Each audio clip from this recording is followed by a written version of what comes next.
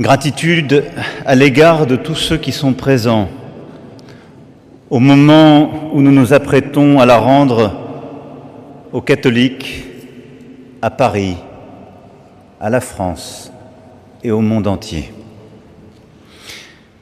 Oui, ce soir, les cloches de Notre-Dame sonnent à nouveau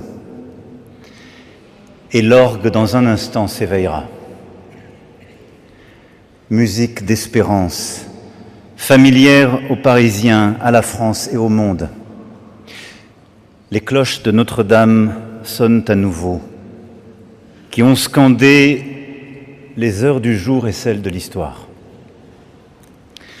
Elles sonnent, comme elles ont sonné pour les 11 rois qui ont vu s'élever la cathédrale, pour Saint-Louis rapportant d'Orient la couronne d'épines, pour Henri IV, pensant la blessure des guerres de religion, pour le vœu de Louis XIII et les victoires de Louis XIV, pour Napoléon se sacrant lui-même un matin de décembre 1804, pour Victor Hugo déambulant, rêveur, cherchant les yeux levés l'ombre de Quasimodo, pour Claudel, ployé au pied d'un pilier, revenu à l'espérance, un soir de décembre 1886, pour annoncer aux résistants de Paris l'arrivée du général Leclerc et des siens, puis pour célébrer la libération aux côtés du général de Gaulle, pour les adieux de la France à ses génies, à ses soldats, à ses grands hommes. Oui, elles sonnent, elles qui ont accompagné notre histoire.